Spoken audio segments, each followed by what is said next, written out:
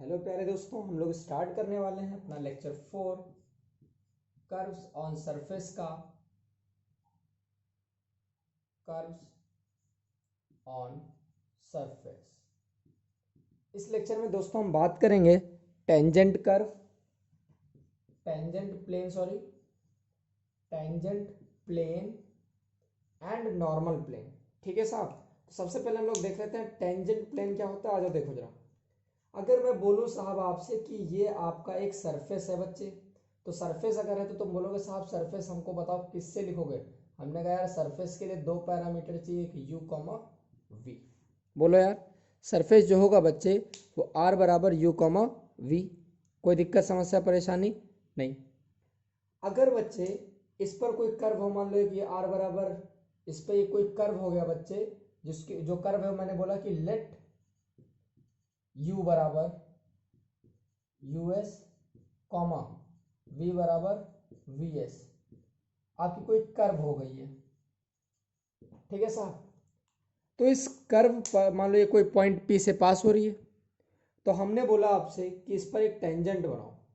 तो तुमने कहा यार टेंजेंट बनाना, हमने कहा हाँ यार। तुमने बोला अच्छा बना दो ये टेंजेंट, चलो। तो यार बच्चों टेंजेंट के लिए प्यारे बच्चों क्या चाहिए, टेंजेंट वेक्टर वाला कुछ चाहिए। बात हमेशा समझो, कैसे लेके चलेंगे आगे। तो अगर तुमको कुछ टेंजेंट जैसा बनाना है तो क्या चीज चालू करें, कैसे आएगा।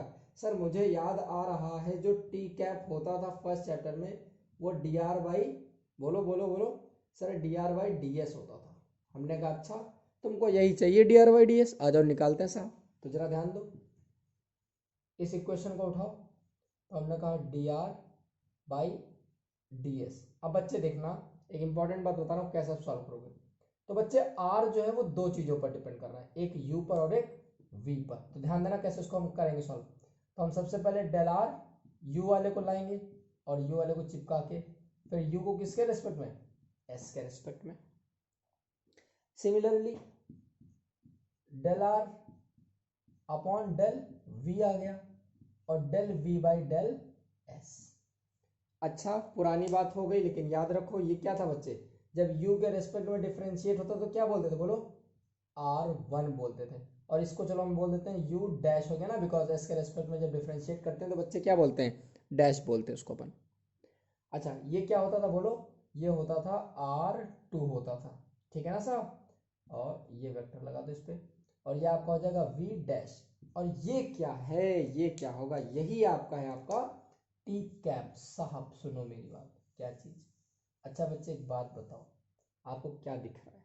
साहब मेरे को दिख रहा है ये जो टी कैप, अरे टी कैप अच्छी बात है, ये आपको दिख रहा है टी कैप, बहुत सही। ये क्या है, ये यूनिट टेंजेंट आ गया, यूनिट टेंजेंट है ना, जो भी उस कर्व पे होगा। लेकिन बच्चे एक बात बताओ, क्या साहब ये R1 दिख रहा है, हाँ सर दिख रहा है। ये R2 दिख रहा है, बोलो। जैसे एक लाइन को बनाने के लिए साहब दो पॉइंट की जरूरत पड़ती है, वैसे एक प्लेन को बनाने के लिए दो लाइन की जरूरत पड़ी। यहां पर ये जो दो लाइन बोलो या दो वेक्टर बोलो, तो वो प्लेन हमसे अगर पूछा, हम क्या पढ़ क्या रहे हैं बच्चे, हम पढ़ रहे टेंजेंट प्लेन। तो टेंजेंट प्लेन कौन सा प्लेन होगा बच्चे, वो प्लेन जो कंटेन करेगा इन दोनों वेक्टर्स को R1 एंड R2 को, साहब उसको हम क्या बोलेंगे, टेंजेंट प्लेन। अच्छा उस टेंजेंट प्लेन में तुम्हारा टेंजेंट भी होगा और वो पॉइंट P भी होगा जहां पर टेंजेंट बना रहे साहब, बहुत बढ़िया। अच्छा एक बात बताओ, अगर मैंने बोला कि मान लो ये टेंजेंट प्लेन हमको मिल गया, मान लो इसमें हमने बोला कि यहाँ पर साहब आपका R1 होगा कहीं पर, ये मान लो आपका R1 हो गया, R1 वेक्टर मान लो, और इधर कहीं मान लो ये R2 वेक्टर, ऐसा कुछ है मान लो, है ना। तो एक बात बताओ यार, ये आपका प्लेन का नाम क्या पड़ जाएगा, इस पूरे बोर्ड जो है इसका प्लेन का नाम क्या पड़ जाएगा, आपका पड़ जाएगा टेंजेंट प्लेन। तो इसके परपेंडिकुलर जो प्लेन होगा बच्चे, इसके परपेंडिकुलर, उसका नाम क्या होगा, बोलो साहब। सर उसका नाम होगा नॉर्मल प्लेन। तो टेंजेंट प्लेन तो समझ में आ गया बच्चे, बोलो टेंजेंट प्लेन को कैसे रिप्रेजेंट करेंगे। टी कैप बराबर सर आया था R1 और क्या था U डैश प्लस R2 और V डैश। ध्यान रखना साहब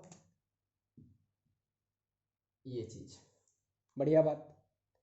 तो दोस्त अब हम आगे चलते हैं, उधर ध्यान दो इसको। तो अब मुझे आप ये बताओ सर क्या, कि नॉर्मल वेक्टर कैसे लिखोगे। तो हमने कहा नॉर्मल वेक्टर लो एन से लिख दो। हमने कहा हट, एन से लिख के क्या होगा यार, बेटा इसके आगे भी तो बच्चे कुछ लिखना पड़ेगा यार। देखो ठीक, तो ये आपका एन कैप साहब कैसे होगा ये सुनो। अब एन कैप हमको लिखना, बताओ सर कैसे लिखें, ये यूनिट है ना बच्चे, तो सर टी कैप कहाँ होगा खुद सोचो। सर टी कैप एक प्लेन होगा कोई जिसमें r1 वेक्टर होगा और r2 वेक्टर होगा, वहां पर कुछ टेंजेंट लाई कर रहा होगा, कुछ बनाया जाएगा मान लो। r1 वेक्टर r2 वेक्टर क्या होगा यार, पोजीशन वेक्टर होगा जो जोड़ रहा होगा ऐसे करके, उन दोनों से वहां से टेंजेंट गुजर रही होगी। समझ रहे ना मैं क्या कहना चाह रहा हूँ, ये चीज ठीक। तो मान लो ऐसा r1 और ये r2। तो अगर मैंने बोला आपसे कि नॉर्मल कैसे निकलेगा, तुम कहोगे सर नॉर्मल वेक्टर इसके परपेंडिकुलर ऐसे होगा। तो यार परपेंडिकुलर कब आता है बताओ जरा, जब हम क्रॉस प्रोडक्ट लेते हैं। अरे यार अगर मैं तुमसे बोलूं ए क्रॉस बी सी आया है बच्चे, तो सी क्या होगा, ए क्रॉस बी जो है मतलब जो सी है वो ए और बी के परपेंडिकुलर होगा। मतलब ये टेंजेंट प्लेन है और मेरे को नॉर्मल प्लेन इसके कैसे मिलेगा, परपेंडिकुलर मिलेगा। मतलब परपेंडिकुलर लिखने के लिए r1 क्रॉस r2 लिख दिए, और चूंकि यूनिट वेक्टर लिख रहे हैं तो इसके मैग्नीट्यूड से भी डिवाइड कर दिए। कोई दिक्कत समस्या परेशानी नहीं। तो बच्चे आज के बाद याद रखना बहुत जरूरी है, समझ लो एन कैप बराबर r1 क्रॉस r2, और इसका नाम याद रखना, इसको बोलते हैं h से रिप्रेजेंट करते हैं। ठीक, आगे भी आएगा जब मैट्रिक वैट्रिक बताएंगे तो ये बहुत जरूरत पड़ेगा। तो याद रखना साहब कि जो आपका h है वो आपका क्या है, r1 क्रॉस r2 का मैग्नीट्यूड, जो कि 0 के बराबर नहीं होगा। ठीक साहब, इतना बात आपको समझ में आ गया होगा, बढ़िया। अब एक छोटी सी प्यारी सी थ्योरम है, वो थ्योरम कर लें, इस लेक्चर को फिर कंप्लीट कर देते हैं फटाक से। चलो, तो थ्योरम क्या दिया गया है कि ये बोला गया है कि अगर मैं पैरामेट्रिक ट्रांसफॉर्मेशन करूं, चलो लिख लेते हैं पहले अच्छे से कि थ्योरम क्या है।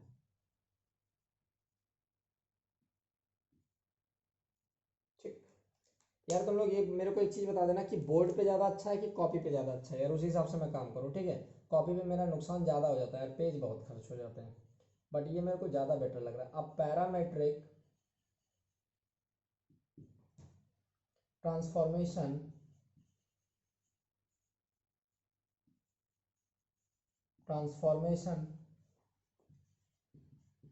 either leaves every normal unchanged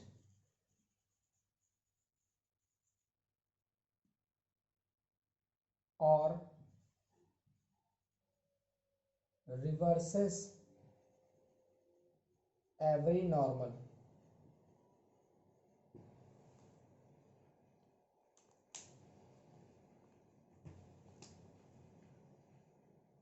अच्छा मेरी बात समझो जरा, क्या मतलब इसका साहब, ये देख लेते हैं पहले फिर आगे की बता देते हैं, छोटा सा प्रूव है। ठीक है, तो बोला साहब कि पैरामेट्रिक ट्रांसफॉर्मेशन, तो पहले तो इसका मतलब समझो बच्चे। पैरामेट्रिक ट्रांसफॉर्मेशन का मतलब ये होता साहब कि अगर आपके जो आर, अभी सुनना मेरी बात, मैं बता रहा हूँ शॉर्ट में, कि जो आपका आर यू कॉमा वी है ना बच्चे, तो यहाँ पे पैरामीटर क्या है, यू है और वी है, इनको मैं बदल दूँ, इनको मैं बदल दूँ, तो पैरामीट्रिक ट्रांसफॉर्म, पैरामीटर्स ट्रांसफॉर्म कर दो, चेंज कर दो, तो क्या होगा उससे, उससे ये होगा कि जो नॉर्मल आप बनाए हो तो या तो नॉर्मल अनचेंज रहेगा, मतलब अगर एक सिस्टम में आपका नॉर्मल एन कैप है और दूसरे में एन स्टार है, तो जिधर ये डायरेक्शन है उधर ही इसका डायरेक्शन होगा, या फिर या तो अनचेंज रहेगा या तो चेंज नहीं होगा मतलब सेम होगा, या फिर उसको रिवर्स कर देगा, मतलब या फिर इसके माइनस के बराबर होगा। समझ में आई बात, बोलो कि आपने जब ट्रांसफॉर्मेशन किया तो नॉर्मल आपकी रिवर्स हो गई, मतलब अगर ऊपर नॉर्मल थी तो अब नीचे हो गई, ये है मतलब। तो छोटा सा मतलब है तो छोटा सा प्रूफ भी होगा, आ जाओ छोटा सा प्रूफ कर लेते हैं बच्चे। ठीक, इस समय एक शॉर्ट चीज यूज करूंगा, उसको याद रखना, मैंने पहले बताया था लेक्चर आई थिंक 1 में है, ठीक है, उसको चेक कर लेना जाके बच्चे। चलो मैं बता रहा हूँ सीधे, तो अच्छा एक बात, चलो मैं थोड़ा सा लिख देता हूँ। आर बराबर बोलो क्या है बच्चे, आर बराबर आर यू कॉमा वी, समझो मेरी बात यहाँ पे। तो बच्चे पैरामीटर्स के हैं यू एंड वी, क्लियर बात। तो इनको हम क्या करेंगे, ट्रांसफॉर्म करेंगे। तो लिख लेते हैं let parameters u and v are transformed to, किस में ट्रांसफॉर्म करते हैं बोलो, u स्टार में और v स्टार में। ठीक है बच्चे, अच्छा एक बात बोलो, सब लोग याद रखना, ध्यान रखना, तो कैसे ट्रांसफॉर्म करेंगे बताओ। तो बच्चे इसके लिए हम क्या लिखेंगे, यू स्टार को हमने बदल, देखो सुनो मेरी बात, यू क्या बन गया है यू स्टार, वी क्या बन गया है वी स्टार। कैसे बन गया यू स्टार जो है, देखो यू स्टार है क्या सर, ये बना तो यू ही से है। बोलो बच्चे, ये यू ही तो यू स्टार को बनाया है, मतलब five one as a function ले लें किसको, यू कॉमा वी को, ऐसे बोलो यार।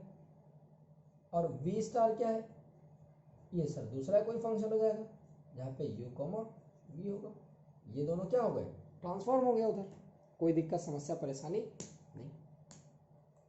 अच्छा एक और बात सुन लो बच्चे, थोड़ा सा चेंज हो जाएगा, क्या चीज़, R1 क्या होता था, बोलो R1 अपना क्या था साहब, सर R1 मुझे याद आ रहा है del are by del u था। देखो बच्चे, del are by del u था, और R2 किसके बराबर था, del are by del v था। ठीक है ना, ये सारी बातें हो चुकी हैं यार। और तो बच्चे एक बात बताओ, अब डेल यू स्टार, सॉरी एक मिनट, अगर मैं बोलूं तुमसे कि डेल आर अपॉन डेल, रुको रुको रुको रुको, फिर ऐसे ले लो, अगर मैं तुमसे बोला R1 क्या है, तुमने बोला del are by del u, हमने कहा अच्छा एक बात बताओ, R1 स्टार बन जाएगा ना जब यू स्टार आ जाएगा, तो R1 स्टार क्या हो जाएगा, तो R1 स्टार आर बाई, जैसे यहाँ पे यू से हो रहा था, यू की जगह यहाँ पे क्या आएगा, यू स्टार आ जाएगा। बोलो यार, तो वैसे बच्चे R2 स्टार क्या आ जाएगा, del are by del V star आ जाएगा। ठीक है साहब, बोलो। तो उसके बाद अब हम सीधे लिखने वाले, समझना ठीक। तो देन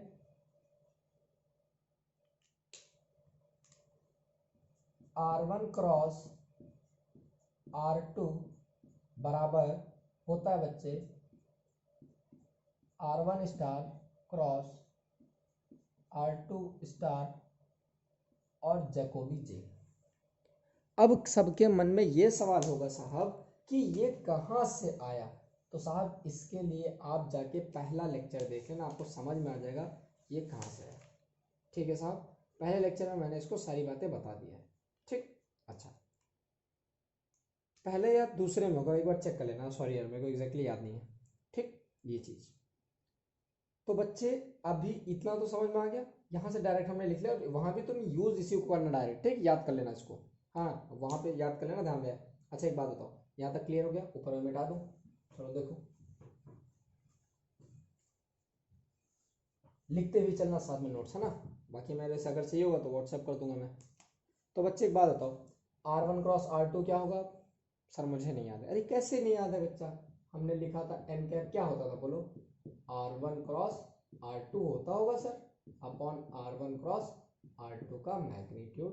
बोलो बच्चे, तो यार जब बिना स्टार के है तो बिना स्टार के सब कुछ रख दो, और ये क्या था सर, इसकी जगह तो एच रखते थे, एच। तो बच्चे मतलब आप ये कहना चाह रहे हो सर, R1 क्रॉस R2 जो आएगा वो आएगा एच एन कैप। क्लियर है बात, बोलो। ठीक, ऊपर हल्का सा नहीं दिखा, सॉरी यार वो एक्चुअली उल्टा सीधा कैमरा रखा, मैं क्या करूँ। ठीक, वैसे ही बच्चे एन स्टार बताओ मुझे क्या होगा, एन स्टार सर हो जाएगा, बोलो बोलो बोलो, R1 star cross R2 star. मेरी बात सुनो, मैं बता रहा हूँ बच्चे, जब हमने बिना R1 से R मतलब U से U स्टार में जब गए, तो बच्चे नॉर्मल हमारे बदल गया, N से N स्टार हो गया, तो ये ऐसे, बस ये मेरा कहने का मतलब है। अब उसके वेरिएबल के टर्म्स में उसमें आएगा ना बेटा, जो वहाँ पर पैरामीटर्स लोगे, और यहाँ पे parameter U star V star है, और ये आपका ऐसे ही रहेगा अपॉन एच स्टार, क्योंकि इसको क्या बोलते हैं एच, और स्टार लगा तो डिफरेंशिएट करने के लिए स्टार हो गया। ठीक, समझ में आ रहा होगा मैं क्या कहना चाह रहा हूँ, बोलो। चलो वैल्यू पुट करें, देखो ध्यान से, तो इसको हम चलो लिख ही लेते हैं एक बार, और थोड़ा सा इसको मिटा देते हैं। चलो देखो, तो बच्चे यहाँ पर आ जाएगा, ये आपका एच स्टार बराबर क्या आ गया बोलो, R1 स्टार क्रॉस R2 का स्टार, ये इधर चला गया ना। चलो अब यहाँ पुट करें, R1 क्रॉस R2 की जगह बच्चे बोलो एच एन कैप पुट कर दिया, और इसकी जगह एच स्टार एन कैप, और जैकोबी भी तो है, जैकोबी भी है।